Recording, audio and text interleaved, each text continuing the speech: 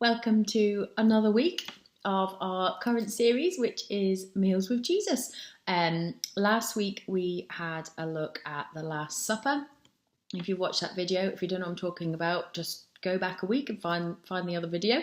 But we think about the Last Supper and the hope that we have in Jesus and the power that gives us to change our communities as Jesus changes us. So I hope you found some people to spend some time with this week or to pray with this week after watching that. This week we are in Luke 24 verses 13 to 36. We're nearly at the end of this series. After this one, we've actually only got one more week left. So I hope it's been helpful for you, and I hope you've kind of learned some new things or taken some time to do some practical things as a consequence of watching it, or think about different things, conversation starters. Hopefully it's been helpful for you. One more after this video in the series, and we are today thinking about the road to Emmaus. So you can pause this video now if you want to, and if you're watching as a group, read it together. If you're watching on your own, just pause it and have a little read, just so you know what I'm up to, because if I read it all out, it seems to take a long time, and you can just press pause and read it yourself in whatever version you like. So we're in Luke 24, 13 to 36. If you've read that now and you're back with me, you will know kind of where we're up to, what's happened in the passage, and so hopefully this will now make sense to you. And if you haven't read it, maybe you'll still pick enough out of it. But I guess when I was reading it, I was imagining myself as one of the travellers and thinking that if that was me in that situation, I would be feeling incredibly disheartened, maybe a little bit disillusioned, tired, or you're physically walking a little way.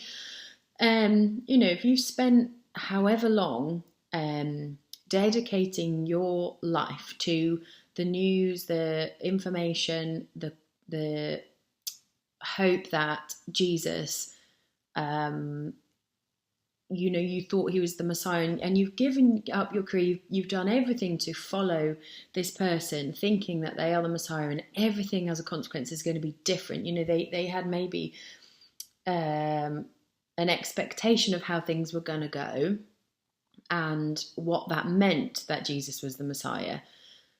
For that person to then be crucified, so to die in a really horrible way, it's confusing. You're a bit deflated. It's like all that energy, it has got to go somewhere. You're thinking, what to do with these feelings? Hang on a minute, I'm dealing with this huge change and disappointment. All these feelings come up, and was it true? Have I read it wrong? Have I just given my life to something and he's just a prophet? Or all of these feelings, and then on top of that, people are now saying that his body's missing. Some people are saying he's alive. You're thinking, well, have the prophecies been fulfilled or not? Where am I up to? So confusing, so many emotions. And so I think sometimes when we read these things, we kind of just read through it, or I do, I'll speak for myself, read through it, and I'm like, yeah, they were walking and, talking about what had happened because Jesus had just died. Obviously, I think I don't take the time to appreciate the enormous weight of all of those feelings that they would be feeling. They were talking it out together.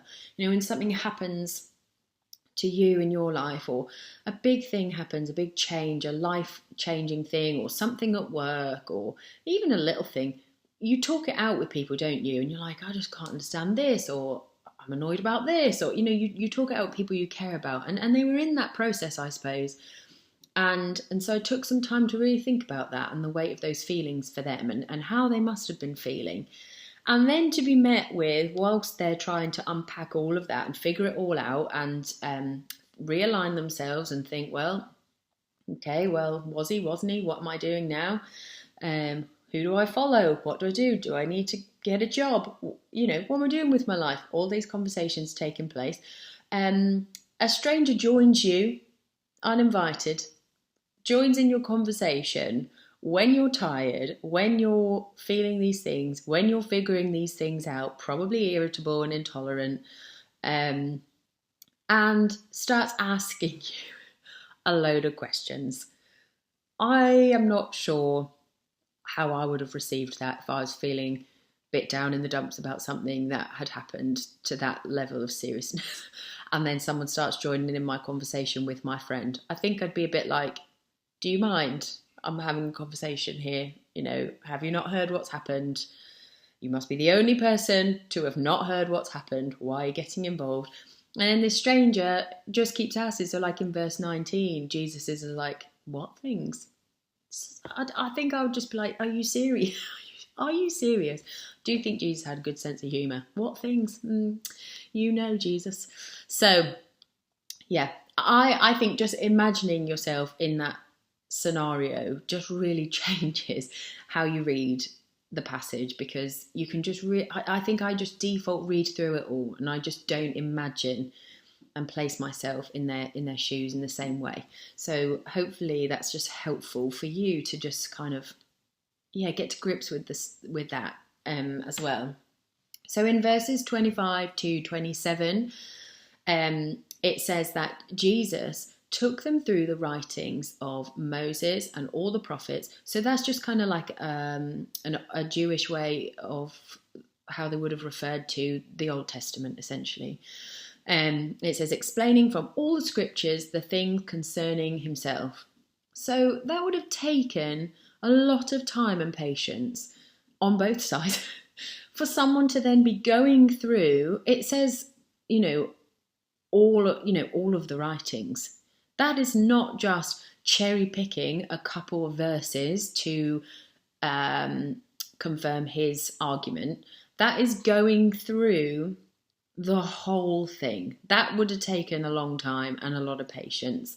And Jesus still hadn't revealed himself to them at that point. And he's giving them time to think about and process and understand the scriptures and figure it out and see if they can discover who Jesus is for themselves, and for the penny to drop of, okay, Jesus was Jesus, and okay, I don't need to be feeling these things. This was the real deal. It was, it's clear, it's obvious. He is Jesus. And in the same way, I think for us now, we have everything that we need to discover who Jesus is for ourselves. Not who other people tell us that Jesus is, in the same way that in that passage, and it says, some people said he was a prophet. That's what other people were saying, but who is Jesus for ourselves? They were taking the time, and Jesus was taking the time with them to go over those scriptures for them to discover and have the opportunity.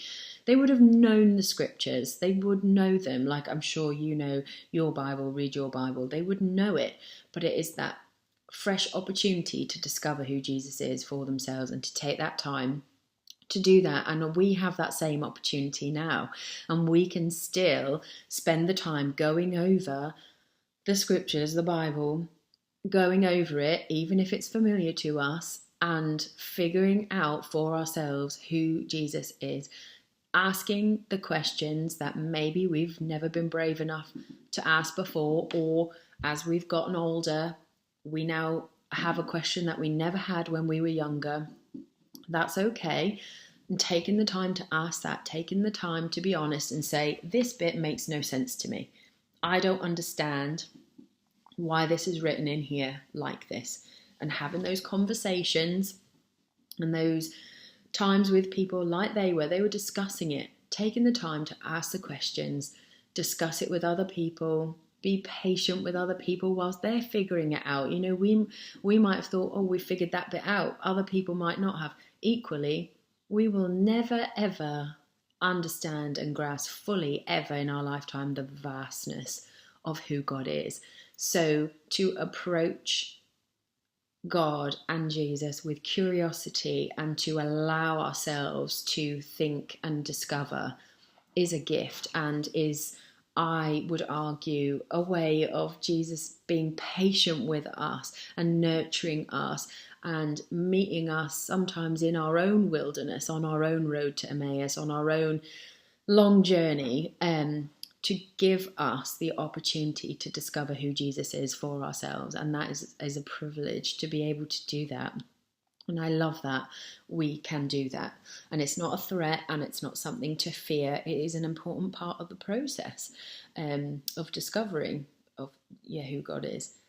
And I think verse 32 kind of confirms that, where it tells us that Jesus went over the scriptures with them and their hearts burned within them as they saw everything had been pointing towards Jesus and that he had to die.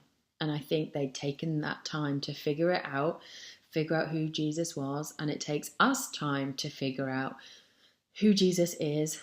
And it's worth the effort to understand that. And it is worth the time, and it is worth the investment, and it is worth the sometimes confusion for us and weight of emotions for us to be like, I'm trying to figure this out and I need help and I need Jesus to reveal a bit more to me because I want to know who Jesus is. And I think when they finally realize who Jesus is, and as Jesus breaks that bread with them and reveals himself to them and their eyes are opened and they know at that point they need to go and tell others. So they travel back and they tell others, and Jesus meets others there as well. And that's the next part of the story if you want to carry on reading.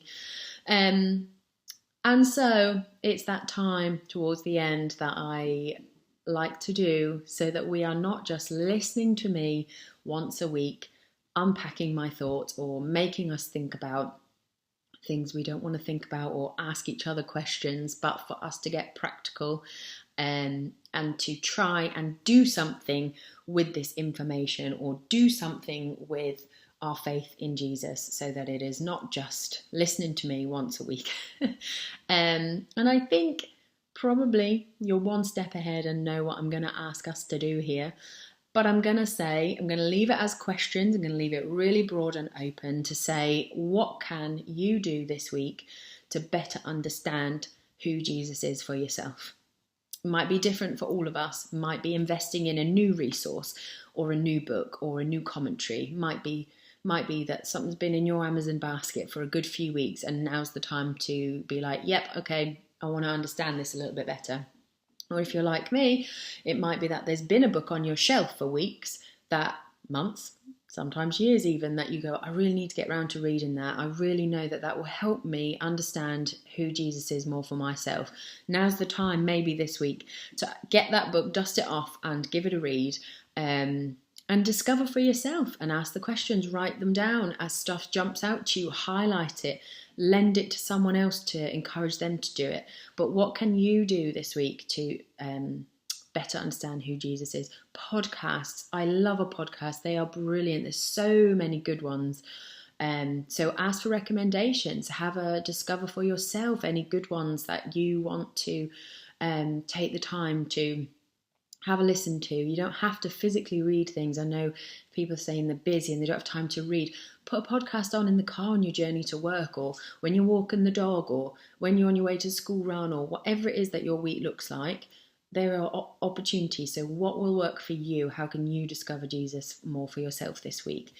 And what opportunities or time do you have this week to tell others about what you've learned? So you've invested the time in discovering a bit more about who Jesus is and allowing Jesus to reveal a bit more of who he is. So what are you going to do then with that? We don't want it to just stop there and then you've just got the knowledge in your head. That's great, but then what? So like in the passage, they knew once Jesus revealed himself to them, they knew they had to do something with that, and they went back and shared it with others. What are you going to do with the information that you absorbed this week? Who are you going to spend time with? What does your week look like? Have you got any time? And if you haven't, can you send a quick text or a quick voice note to someone and say, hey, I've just read this thing. Did you know blah, blah, blah, blah, blah?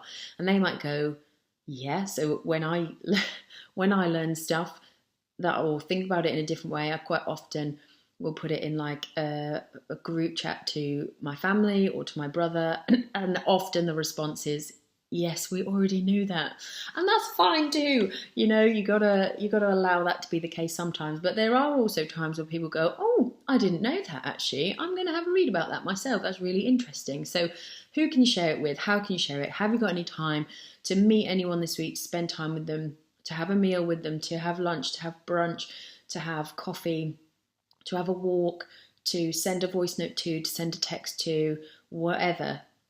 What does that look like this week? How can you encourage someone else to share what they've learned with you this week or with someone else? Or take the time, share it back and forth, encourage each other, and mostly find out for yourself who Jesus is and what is significant about that for you and your life. Let me know, as always, how you get on. I love to hear. And next week will be our last Meals with Jesus in this series. Bye.